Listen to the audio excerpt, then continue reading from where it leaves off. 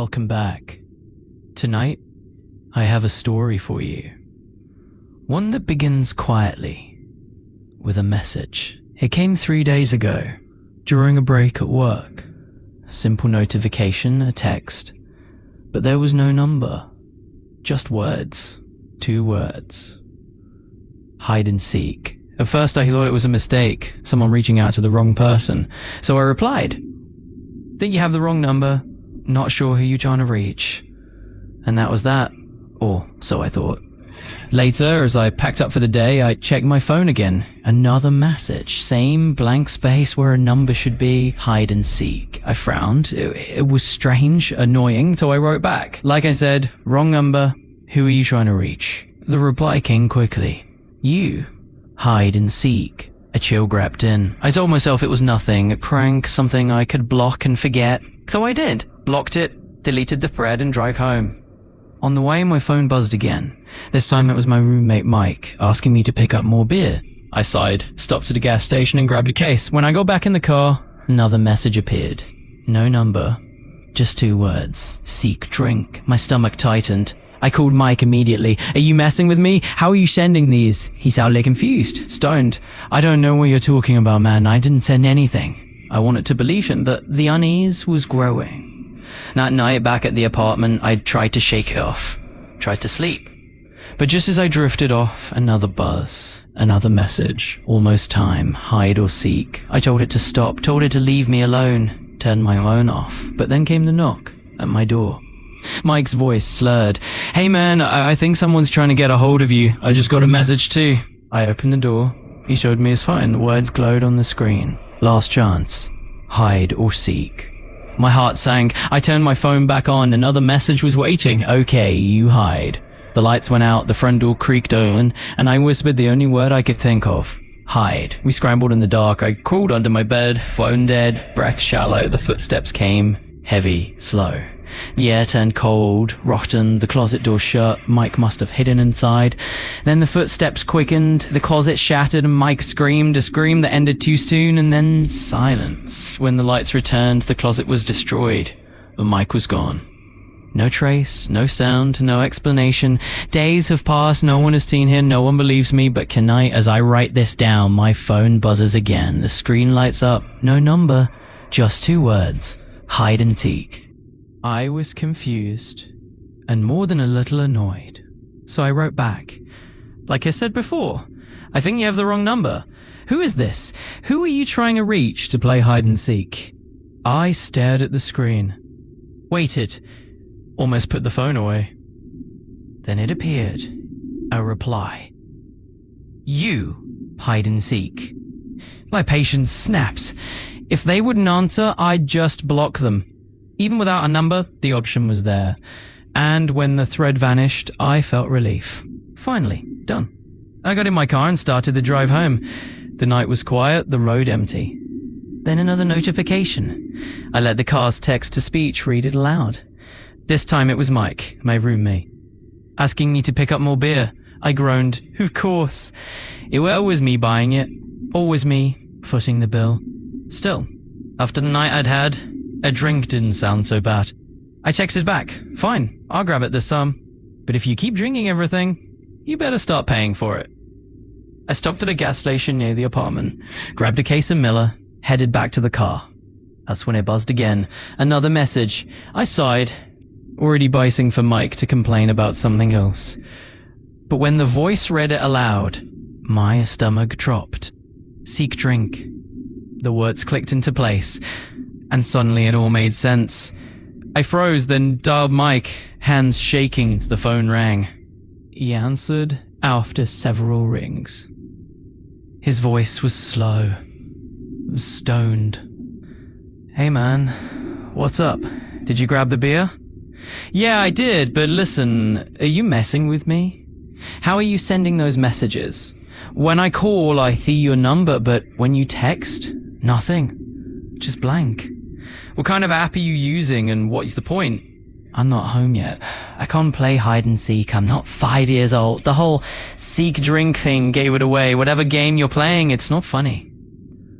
There was a pause, then he said, Not sure what you mean, man. I didn't send anything like that.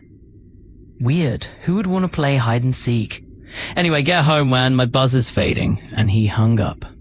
I stared at the phone, confused. If he hadn't sent the message, then who did? The drive home felt longer than usual. The shadows heavier. Every street light seemed to flicker. When I walked inside, Mike greeted me at the door. By greeted, I mean he took the case of beer from my hands, pulled 2 bottles, sat back on the couch. Nice to see you too, I muttered. I wanted to ask him again about the messages, but I didn't. I just grabbed a drink for myself and trudged to my room. I was exhausted, ready to call it an early night. But as I stepped inside, my phone buzzed. Another text, no number. Almost time, hide or seek. The words chilled me. How were they still getting through? I had blocked it. Twice. I typed quickly, stop messaging me. I don't know who this is. I don't want to play. Leave me alone. I hit send, blocked it again, and this time, I powered the phone off completely. I set it aside, tried to breathe, tried to let the weight of the day slip away, and finally, I closed my eyes, hoping for sleep. I must have dozed off, but then a knock at my door. I jolted awake. Mike's voice, slurred, came through the wood. Hey man, I don't know what the hell, but I think someone's trying to get a hold of you. I just got a trippy message, sounded like what you were talking about earlier. Check it out. I rushed to the door. Mike stood there, phone in hand, eyes unfocused. I grabbed it. The message glowed on the screen. Last chance. Hide or seek. My heart sank. Panic rose in my chest. When did you get this? I asked. He shrugged. A while ago, man. I don't remember. I wasn't looking at my phone. What's going on? I stepped back into my room, turned my own phone on, and there it was, a message I had missed. Okay, you hide. I stared at the words. Fear mounting. I felt exposed, like something was already watching. I thought about calling the police. But what would I say? Nothing had happened, just a string of messages. Still, something was wrong. Deeply wrong. I looked at Mike. He was pale, confused, paranoid. Before I could explain, the lights went out. At first I thought, a power outage. But then came the sound. The slow creak of the front door opening. I knew I had locked it. I knew. Terror gripped me. I crouched low in the dark, whispered the only word I could manage. Hide.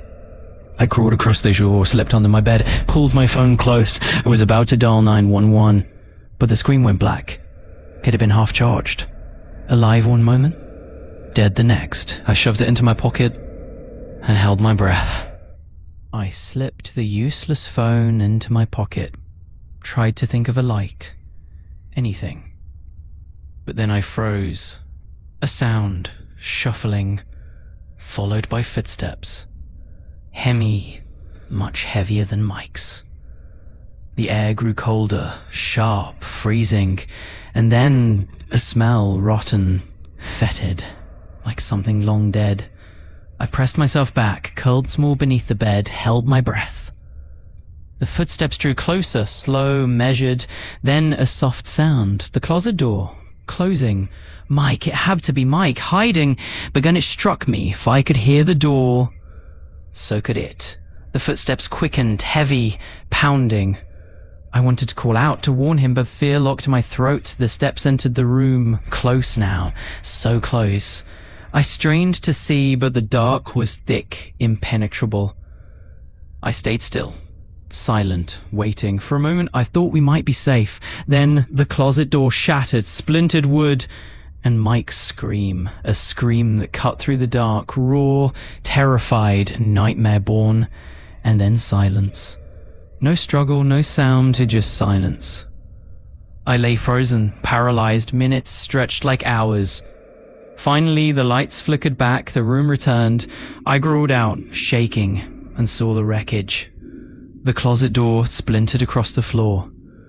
But no Mike, no intruder, no trace of anything at all, only silence and the ruin left behind. Mike was gone, vanished. I called out, first soft, then louder, each word echoing down the hall. No answer, no one there.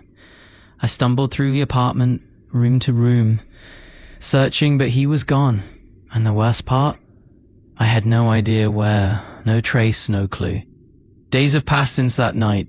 Still nothing. No sign of Mike.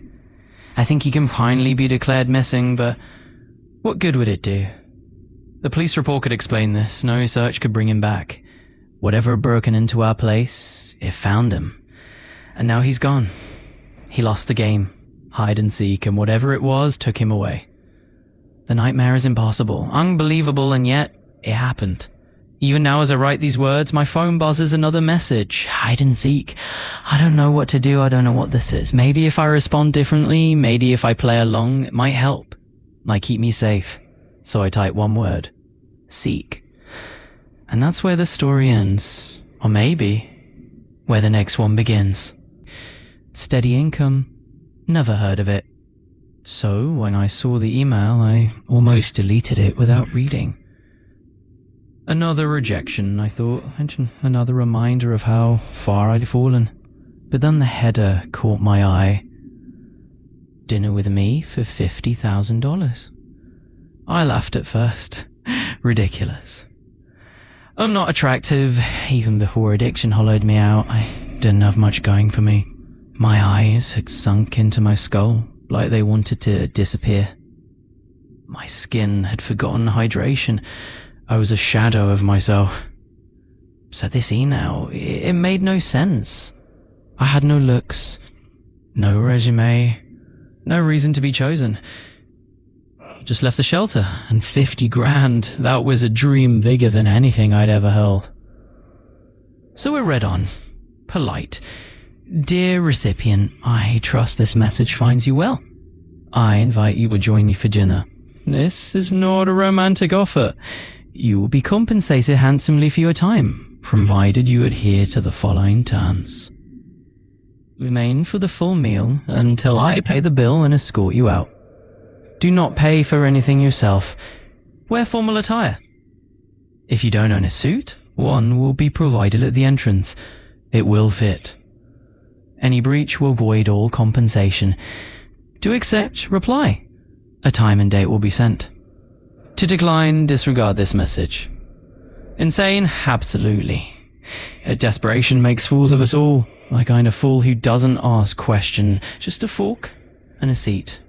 So I replied, Hello, Shepherd, thank you for your generous offer. I accept your terms and will be there. May I ask a few questions about this proposition again?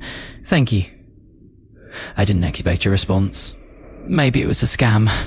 Maybe nothing at all. Seconds later, a reply appeared.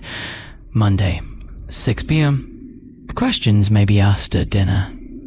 Thank you for your cooperation. More cryptic words, another riddle. That's when I finally gained a shred of common sense. I decided to look into whoever this man was. It was clearly his business email. So I searched the domain, SNK, punctuation firm. I expected a group of lawyers.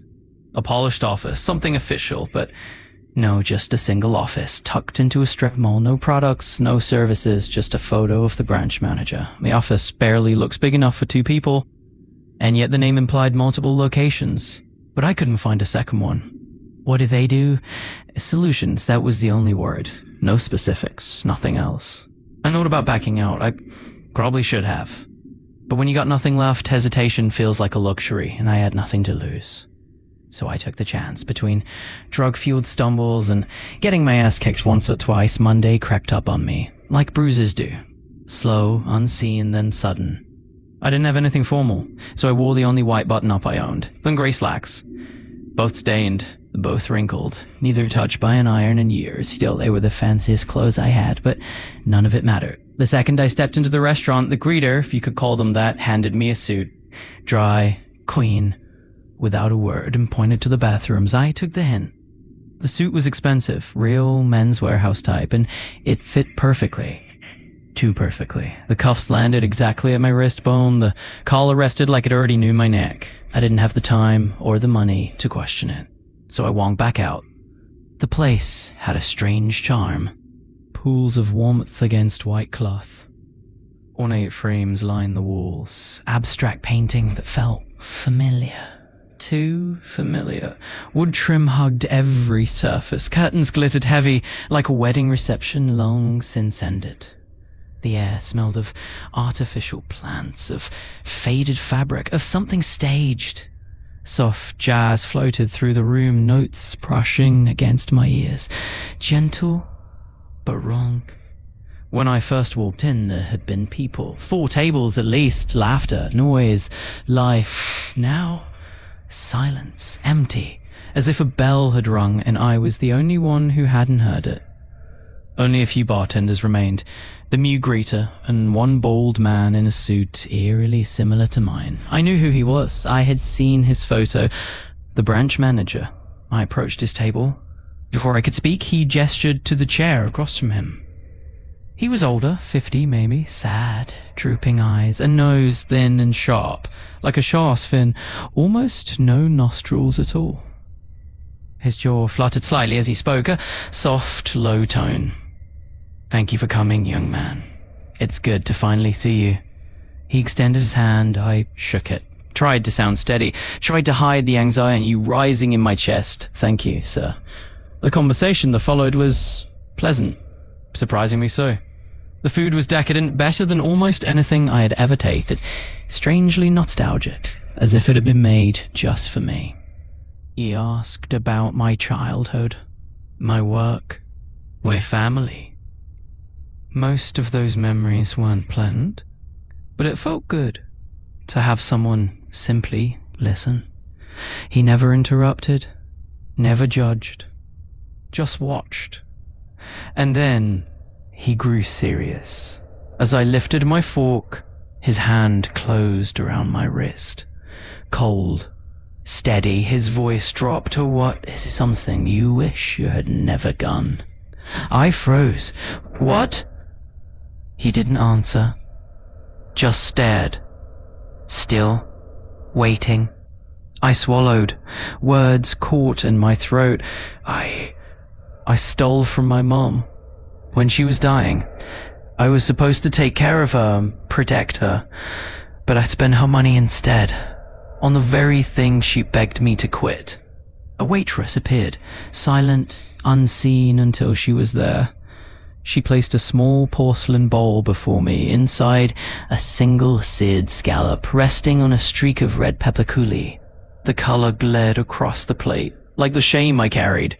I cut into it, the flesh tender, the heat sharp, a reminder that some wounds never heal. A whisper of lemon lifted the flavor, but it couldn't lift the weight. He nodded, no judgment, only quiet acceptance. Then he stood, excused himself, and walked away. I exhaled, tried to shake off the moment, but then I noticed it. The chandelier above us. It had one more bulb, just one. The light it cast bent at the edges, shadows stretched longer beneath our plates. I blinked, rubbed my eyes, back to normal. Mostly, the jazz still played, but slower, notes lingering a second longer than they should. You returned, changed. Subtly, but enough to notice. The right side of his face looked younger, tighter. The left side remained the same. A crease near his mouth had vanished.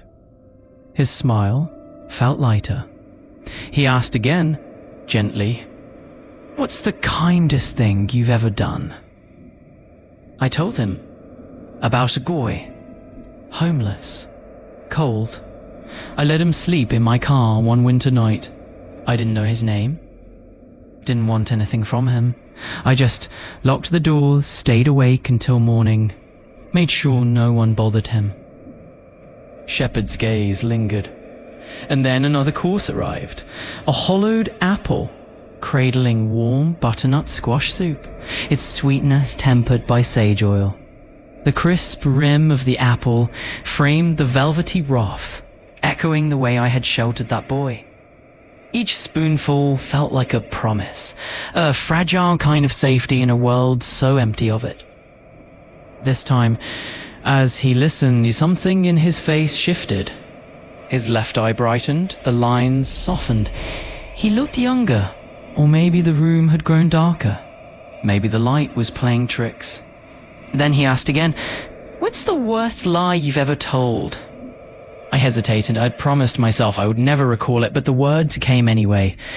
When someone close to me overdosed, I could have saved them. I saw them, but I froze, afraid I'd end up the same. When the police came, I told them he was already gone, that I was too late. He nodded. No judgment, just listening. And as I spoke, a new corpse appeared.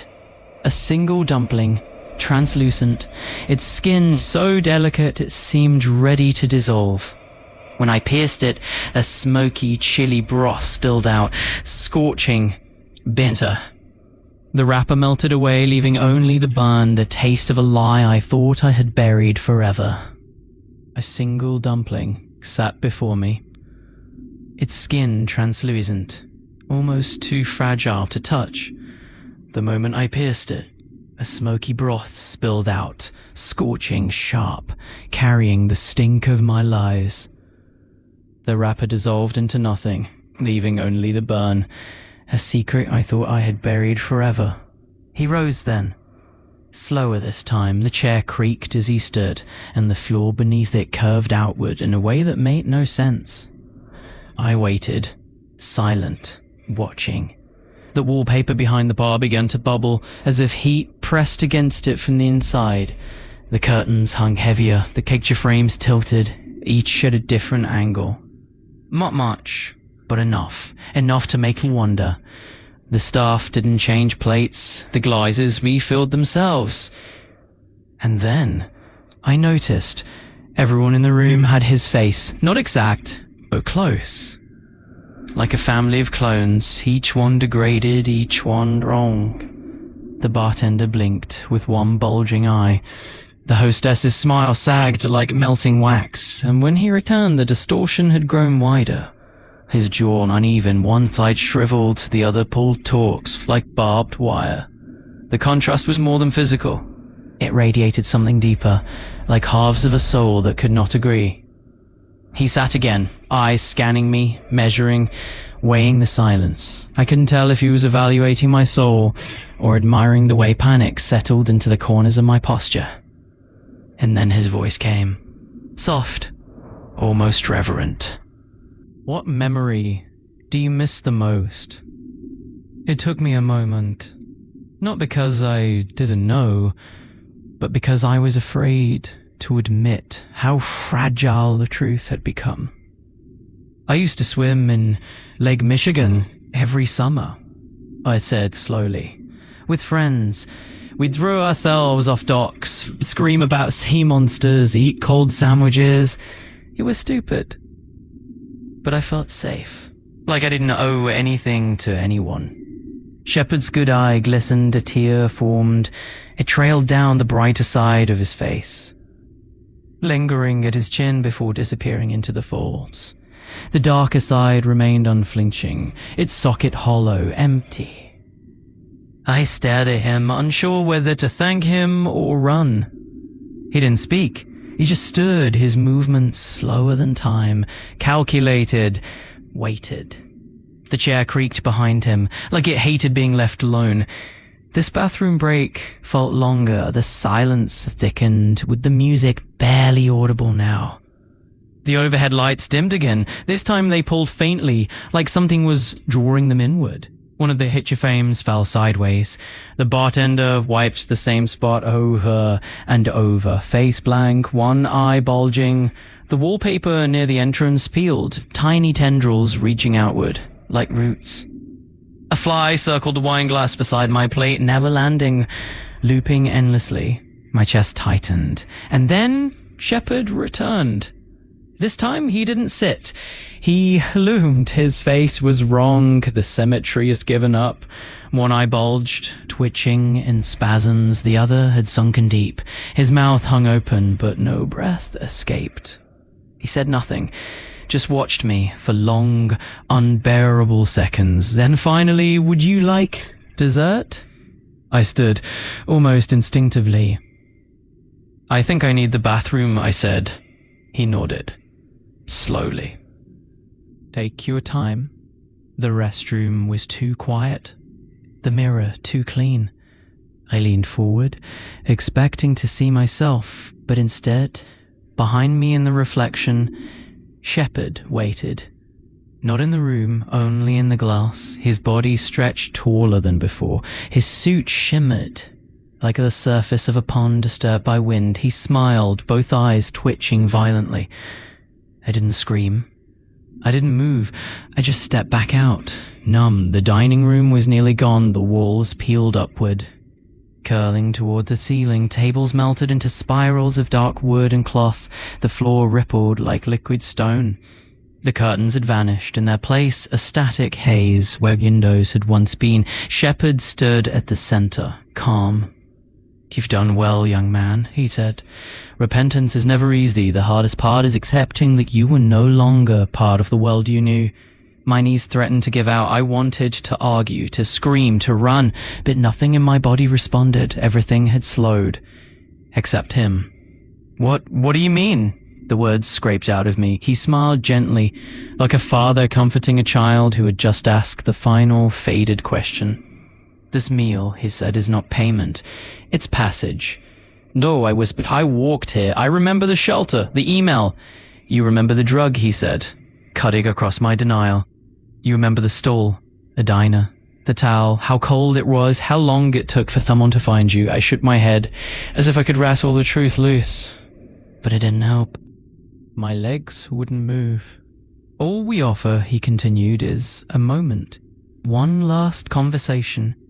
One last taste, one last confession." The last of the room flaked away like ash in the wind. The table dissolved into nothing. Steam hissed upward from cracks in the floor that hadn't been there seconds before. Shepard extended his hand again. The suit shimmered strangely, colors shifting like moonlight on ocean currents. Patterns swirled across the threads. Faders, maybe, or shadows. I couldn't be sure. "You did well," he said quietly. "You were honest. That's all we ask." Tears slid down my cheek. I didn't know how they got there. "What happens now?" I whispered. Shepard looked over his shoulder. Behind him, the restaurant was gone. In at the place, a hallway of shifting doors, some open, some pulsing with warm light, others dimmed and sealed. "Now," he said, "you choose." My mom has been acting strange lately. For the past week. She still makes her black coffee first thing in the morning. Still tends the roses in the backyard, refusing to let them die, even in the brutal August heat. She still calls me sweetheart, still leaves post-its on the counter, little reminders to eat, to hydrate, to sleep. But she won't look me in the eyes anymore, not for more than a second or two. Last night, I caught her watching me from the hallway mirror. I was sitting on the couch, scrolling through my phone when I felt it, that prickling heat at the back of my neck. I looked up, and there she was, standing stiffly at the corner, peering in, studying me. When our eyes met, she froze, then forced a smile. I nodded, and Edith appeared down the hall, like nothing had happened. But I know she was watching. That kind of prickling heat. The kind that crawls up the back of your neck when you know someone's watching. I looked up, and there she was, standing stiffly at the corner, peering in, studying me. When our eyes met, she froze, then forced a smile. "You okay, honey?" I nodded, and she disappeared down the hallway, like nothing had happened. But I know she was watching. This morning, she left a slice of toast on the table. Same as always, but no butter, no jelly, not even a napkin. Just dry. I asked if everything was all right. She hesitated. Of course, why wouldn't it be? I shrugged. You just seem distant lately. She looked at me for a long time, her fingers tight around the coffee mug. And she said slowly, "Sometimes people change, and sometimes they think no one will notice." I tried to laugh it off, but my chest felt hollow. I didn't eat the toast. It isn't just the glances, all the strange things she says. She started locking her bedroom door at night. She never used to do that. And one night, I swear I heard her whispering behind it, like prayers or warnings. This morning, I found her in the living room, going through old photo albums. She didn't even flinch when I walked in. "Looking for something?" I asked. She stared down at a photo, a picture of us from years ago. Me, at least I think it's me, smiling in front of a birthday cake, frosting on my chin. Her eyes flicked up to my face, then back to the photo, her hand trembling. "You used to have a mole," she whispered. I blinked. "What?" "On your left cheek," she said, tapping the photo. "Where is it?" I touched my face. I guess it faded." Her lips pressed to a tight line. "Moles don't fade." I couldn't think of anything to say, just stood there, silent. That night she left a knife under her pillow. I saw it when I walked past her room. The door cracked open. She was pretending to sleep, but her fingers were curled tight around the blanket like she was bracing for something. I think she's afraid of me. And the thing is, I've been dreaming dreams that don't make sense. Echoes, a forest, wet leaves, the smell of smoke, and a face, my face, staring back at me with wide, terrified eyes as I reached out for him, as I stepped into his skin. I start to question myself. What am I? Am I really who I think I am? One night I went to the bathroom, looked in the mirror, saw all the imperfections, all the mistakes, and then I saw it. I saw what my mom sees. And not her son, and she knows it. I've been a cab driver for over a decade, and there are rules when driving passengers at night. There's a reason we're scared of the dark. That familiar discomfort when you're driving alone, even if the road is empty. It's instinct, a warning built into your bones. Because there are things out there, beings we can't explain. They don't show up on camera. They don't care about your pepper spray. But they follow rules. Ancient ones, rituals maybe. I don't know where they come from or who made them, but I've learned this much. If you follow the rules, they'll leave you alone. I just never thought I'd experience something like that behind the wheel of a cab. People think being a rideshare driver is simple, and for the most part, they're right. You drive, you talk if they want to talk, you drop them off, you get paid. No boss breathing down your neck. No office politics, no deadlines. Just the road, your car, and a playlist long enough to keep you company between rides. That's why I started. After I left my old job, I didn't want to deal with people anymore.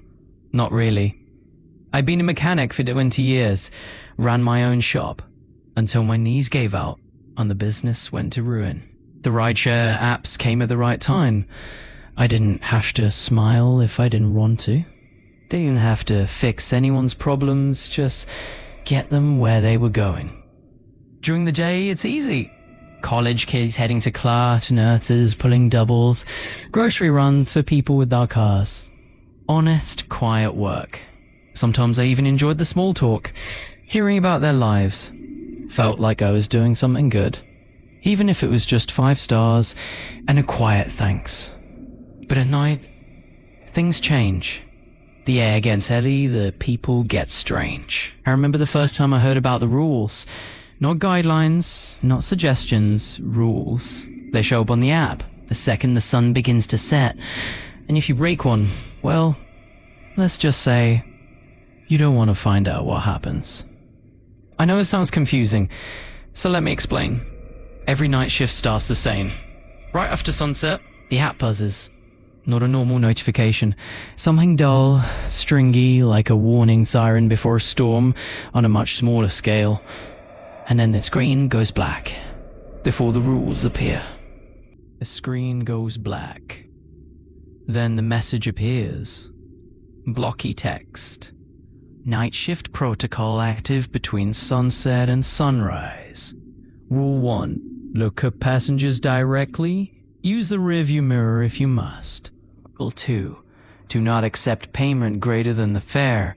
Never take gifts. Rule 3. Only process one ride at a time.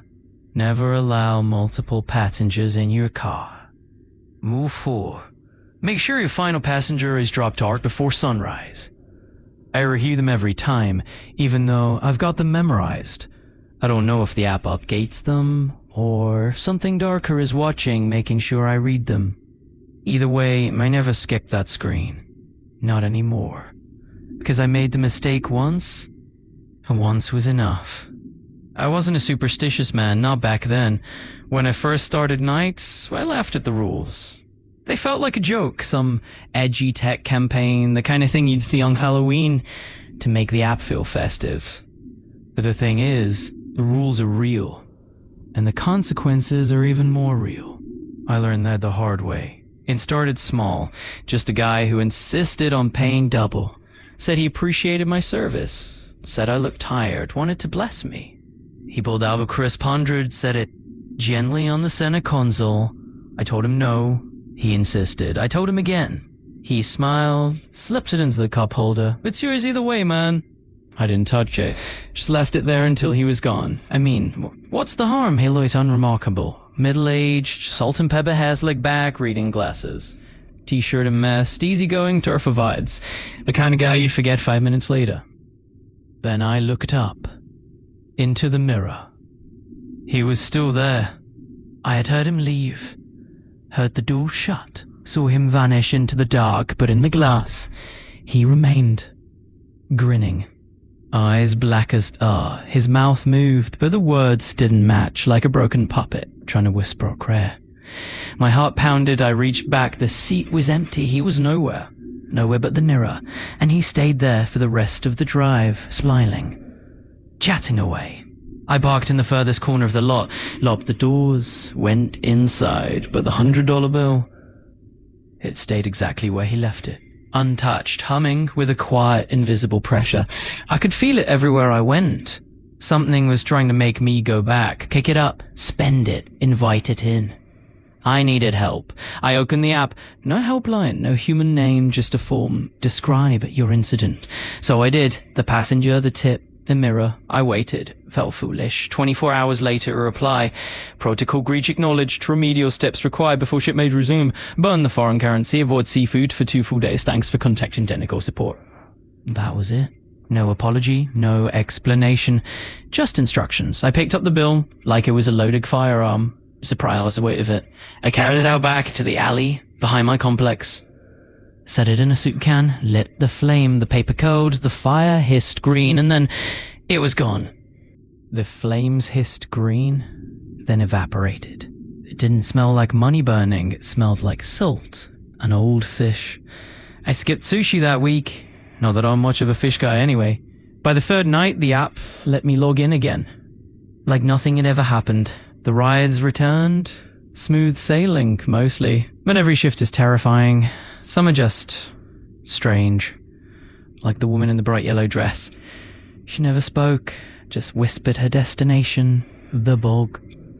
Or the man who didn't blink, stared straight ahead, and screamed every time we passed a fire hydrant. Weird, but manageable. The strangest ride came last November, 3:12 a.m. That dead stretch of time when the world feels empty. I was parked near the outskirts of town, engine idling, washing a moth, dive again and again into the windshield. Then, a ping. No address. Just coordinates. I almost declined. Nobody lives out there, just farmland and old sheds. But I was behind on rent, and by then, I was good at following the rules. The profile picture was blank. The name just said M. I accepted the pickup spot. My headlights caught something. A figure standing in the middle of the road, very still. Old-fashioned clothes, black hat, long coat, hands folded in front of him like he was at a funeral. I stopped. He didn't move. I glanced at the app. The pin was directly on him. Against my better judgment, I rolled the window down a few inches. Hey, you M? The figure nodded once. I unlocked the doors, pulled up the rules panel on my phone. Same rule as always. No change. I read the first rule again. Do not look at passengers directly. Use the rear view mirror if you must. The back door opened. He slid in. Didn't speak. Just sat there. The seat creaked under his weight. I pulled away from the shoulder, merged back onto the main road. The silence was suffocating. I risked a glance into the mirror. At first, nothing. Then the glass fogged, as if someone had breathed on it from the inside. I wiped it clean with my thumb and nearly jumped. The figure wasn't looking at me, it was holding something. A postcard, pressed flat against its face like a mask. Long fingers curled around the edges, nails yellow, rotted. The sight of them sent a cold wave down my spine. I leaned forward just enough to make out the writing, 2 words scrawled in red. Ink or blood? I couldn't tell. Just to drive. I didn't ask questions, I drove. 40 minutes. Through silent fields, past dead gas stations, down stretches of road I swear I'd never seen on any map. No destination update, no timer, just me, the road, and whatever was sitting behind me. The silence grew thicker. The only sound, the low hum of the engine, the occasional creak of the frame, like even the car felt uneasy. I kept checking the mirror. Each time fog, each time I wiped it clean, and each time he was closer. At first sitting upright, stiff, mannequin-like, next time leaning slightly forward. His knees were nearly touching the back of my seat. The hat he wore was old, stained, the brim tipped low enough to hide most of his face, torn in one corner, frayed, like it had been dragged through gravel. I couldn't see his eyes, but I could feel them, like heat on the back of my neck. A cold sweat gathered along my forehead. I didn't know what to do. No name, no timer, no destination. That had never happened before. I gripped the wheel tighter, kept driving, heart pounding louder than the tires on the asphalt. What if he didn't leave? What if he just sat there until sunrise? Something bad would happen. I didn't know what exactly, but I knew the rules. And this wasn't just another creepy fare. At exactly 4 a.m., he tapped the window, twice. I pulled over. Before I could speak, the door creaked open, then slammed shut. I checked the mirror. Fog gone, seat empty, except for something left behind. A small envelope, sealed with wax. Inside, tattered cash, wrapped in a neat red bow. Not a cent over the fare, thank God. I set it aside, sat there for a while, just breathing. The car was finally quiet, still. That night feels like it happened ages ago. I'm more seasoned now. Passengers without destinations, common occurrence these days. Took me a while to realize they're not chasing a place. They're chasing a feeling, a reaction. Insatiable, like that. But I've learned, I know better than to feed their desires. You give them the cold shoulder long enough, and eventually they leave. These days I'm more composed, like a prison warden managing rowdy inmates. I even bought a pistol. It sits in the glove compartment, mostly idle. But if someone in the back gets bold, starts creeping too close, a little flash of the barrel is usually enough. They growl. A pause lingers, they curse. Another pause heavier, slam the door behind them. Fare left on the seat, a stillness in his voice, not a cent overpaid. I don't bother being gentle. Soft, resigned, it's not like they can tip me. But tonight, a whisper of something else. Tonight feels different. Not because of the job, a knowing tone. Supernatural passengers or a walk in the park compared to what I have in store tomorrow. My son's getting married. A hint of remorse. I haven't been part of his life. Not really. That was my fault. I kept my distance after the divorce. Told myself he'd be better off without me. No awkward visits. No clumsy father-son talks, just space, a trembling admission. But when the invitation came, I tried. Sat on the couch, clutching the envelope, and cried like I hadn't in years. A quiet resolve, there was no way I was missing it. I've missed too much already. I should be resting, getting ready for the big day, a hint of a weary smile, but I needed to calm my nerves. And for some odd reason, this job does it for me. Midnight hits, the app dings, first ride of the night. I take a deep breath, swipe to accept. Just get through the shift, then straight to the hotel, change into the suit, head to the ceremony. A new tension. The guy who gets in looks normal. Collared shirt, dark jeans, clean cut. He slides into the back seat without a word. I start driving. A few blocks in, he speaks. A low, eerie question. Big night? Yeah. My Ton's getting married tomorrow. Oh, that's great. What's his name? A brief hesitation. Do you know now? Unsettlingly slow. James. Strong name. Helene? Another creeping question. What time's the wedding? 2, I say, eyes fixed on the road. A grin from the passenger, one that doesn't feel quite right. That's wonderful. You must be proud. I gave a tight smile, didn't answer. It wasn't the questions. People make small talk all the time.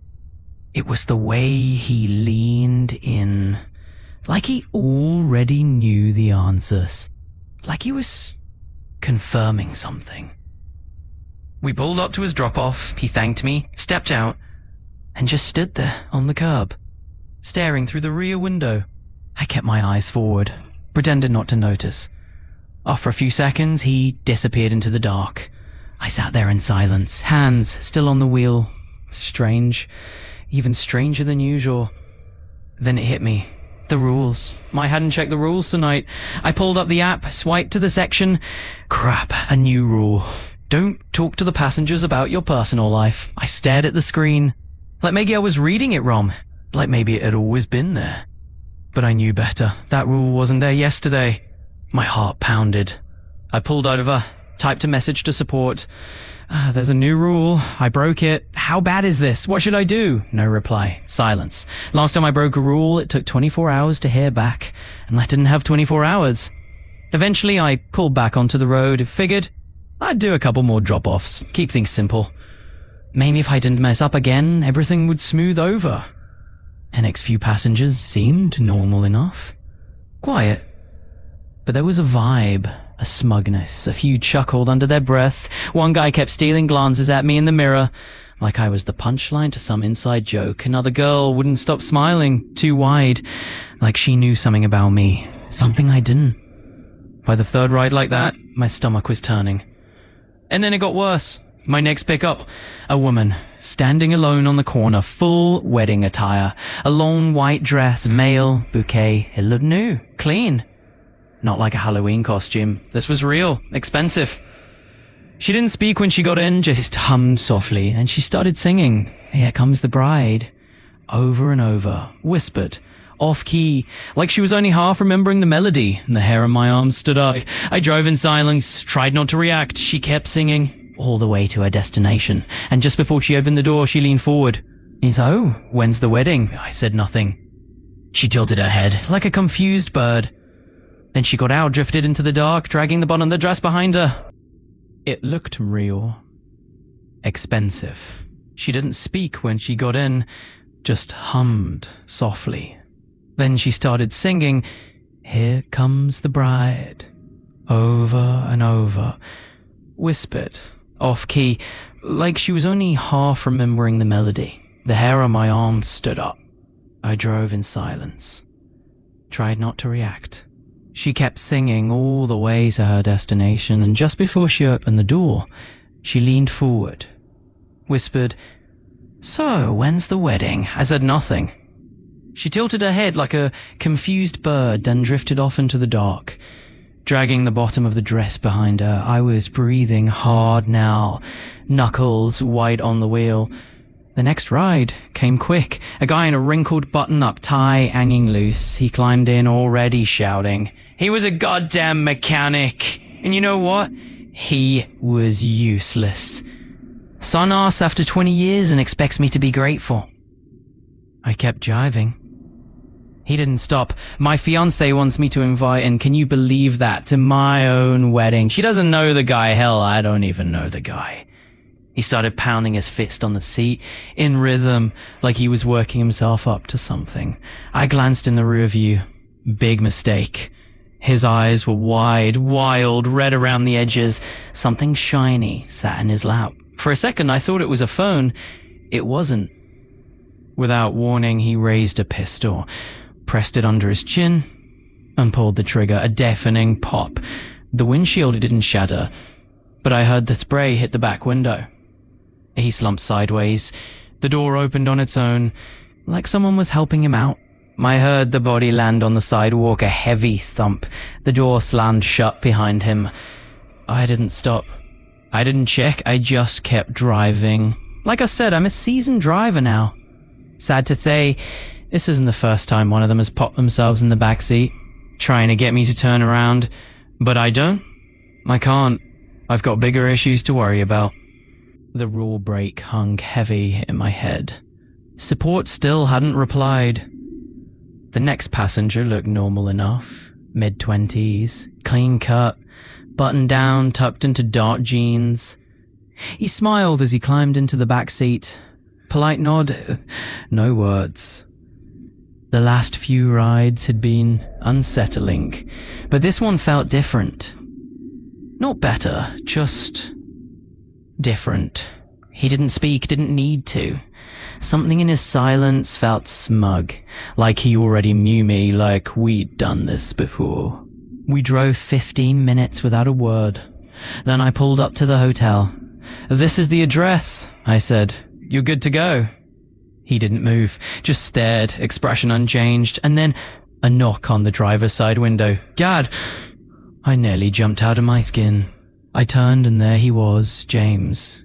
My son. Dress shirt, slacks, standing outside the hotel, confused, nervous, the same hotel he and the groomsmen were staying at tonight. How could I forget? I forced a smile. "Oh, hey, son. Just dropping someone off. You nervous for tomorrow?" He squinted like something was off. "Yeah, can we talk?" My stomach tightened. I had to get this guy out of the car. "Sure, just let me finish this ride. I'll come inside after." "Okay." But then his eyes drifted past me to the back seat. "Troy," he said. I froze. The figure leaned forward, rested his elbows casually on the headrest. His smile widened. "Hey man, can you believe this? I ran into your pops and figured we'd do a quick beer run before the big day. Hop in." My blood went cold. No. Oh, no. That isn't Troy. I knew it. But I couldn't tell James. I didn't know what would happen if I did. This was bad. Really bad. "No," James said, shaking his head in disbelief. "Troy, you were just inside with the guys. How did you get out here so fast?" The figure didn't break character. He laughed, like it was a shared joke between friends. James looked between us, uneasy. "Dad, who is that?" "Troy, you were just inside with the guys. How did he get out here so fast?" The figure didn't break character. He laughed, like it was a shared joke between friends. James looked between us, uneasy. "Dad, who is that?" I didn't wait for the thing in the bag to answer. This couldn't go on any longer. I slammed the car into drive, tore out of the parking lot, tires screeching, engine roaring. In the mirror, James was yelling something, running after us, but I couldn't hear him. "You're going to miss the wedding," the thing said, perfectly calm. "That's not very fatherly of you." "Shut up," I snapped. "We're not getting in my head." "Oh, come on," he cooed. "Don't be like that. Your son talks about you all the time, to me, to everyone."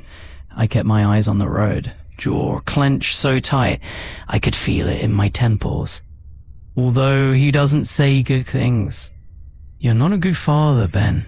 "Shut up," I hissed, tears burning at the corners of my eyes. "You miss birthdays, miss milestones. What are you even doing now? Trying to show up at the last second and pretend it means something?" I gripped the wheel harder, knuckles white. I wanted to slam the brakes, throw open the door, drag this thing out by whatever skin it had stolen. "Oh, don't be like that, Ben. I have something that'll cheer you up." It whispered. "Just keep driving all the way until the sun comes up. I have something to show you." I didn't respond. Didn't need to. My phone buzzed on the seat beside me. James, again. I didn't answer. The only sound in the car was the hum of the tires and that thing breathing behind me, waiting. I wasn't sure what to do. The passenger had given me a drop-off and refused to get out. That had never happened before. There was no way to force it, not without looking directly at it. And if I couldn't get this thing to leave before the sun came up, I was finished. I pulled over hard, tires kicking up dust on the shoulder of the road. The thing in the back didn't flinch, didn't move. It just smiled, like it had been waiting for this moment all night.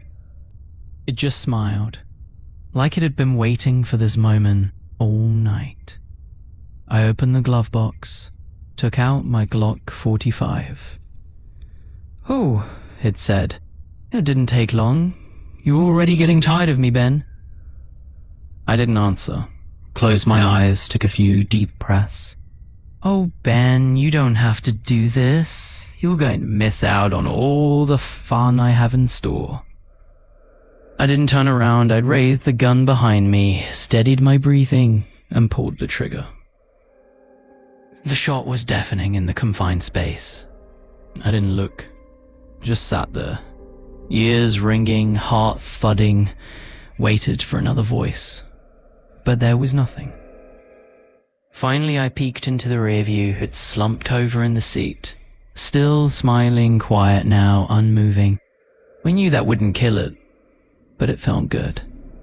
I just needed it silent, for a minute. If it wasn't going to leave, so be it. I had to come to terms with the fact I wasn't going to make it to the wedding. I was going to abandon my son again, this time for good. The least I could do was say sorry. Tell him I loved him. I just wished I'd done it sooner. Damn it, I wished I had more time. I pulled out my phone, hands shaking, tried to call James back. Straight to voicemail. I spoke through the lump in my throat. "Hey, it's Dad. I just wanted to say I'm sorry for everything. I should have been there for you. I should have been better." Behind me, the thing was sitting upright now, dusting off its blood-soaked shirt, slicking back loose hair where the bullet had exited. I sobbed into the phone. "But I'm proud of you, James. I really am. Despite all the mistakes, you've done everything right. And I'm really, really happy I get to be at your wedding." The minute coughed, pounded its chest with a closed fist. A metallic clang rang out as the bullet bounced off one of its teeth on the way out of its throat. I stifled a sob, took a deep breath. "I'll help you so much, James." I'll see you soon, buddy." I hung up, tears streaming down my face, fogging the screen. I sat there in silence, minutes passing like hours. An orange glow began to rise on the horizon. Almost sunrise. I closed my eyes, gripped the steering wheel, braced myself. This was it. I didn't know what happened if you broke a rule, but I knew there was no coming back from it. Tech support couldn't save me now. Then, clapping. Soft, slow. I looked up. In the rear view, it was clapping, wearing that wide smile. But this time, it didn't look smug. It looked sincere, genuine. "Nice job, Ben," it said, really touching. It dropped a handful of bills onto the seat, then stepped out of the vehicle. Before leaving, it ducked its head back inside. "Congrats on your son's wedding." And then it was gone just before the sunrise. I don't know why it decided to leave. All the night passengers want something, a reaction, a release. Most of the time it's mean-spirited. They crave anger, heartbreak, desperation. But maybe this one was different. Maybe it needed something heartfelt, something real. God knows I needed it too. I didn't take any more rides that night. I went home, scrubbed the blood off the back seat, even though there wasn't any. Changed the air freshener, even though it still smelled new. Took a long, hot shower, put on the suit I hadn't worn in years. When I looked in the mirror, I almost didn't recognize myself. I didn't look any different. But I felt different. For the first time in a long time, I wasn't ashamed of the man staring back at me. I was going to be a new person. I knew it was too late to be a good dad. I'd been away too long to fix that. But he would always be my son, and he needed to know that I was never going to abandon him again. So I got in the car, not for work, not for the night shift, just to drive to the wedding. And for the first time in a long time, I felt something that almost scared me more than a lifetime of ferrying passengers through the dark. Hope. And that's where we'll leave it tonight. A story of rules, shadows, and the things that ride with us in silence. But also a story about love and the chance to change, even when it feels too late. Thank you for staying with me through these tales. If they linger in your mind as you drift off, let them settle like echoes in the dark, strange, unsettling, but maybe with a glimmer of something human at the center. Rest well, and until next time, keep your eyes on the load, and don't forget the rules.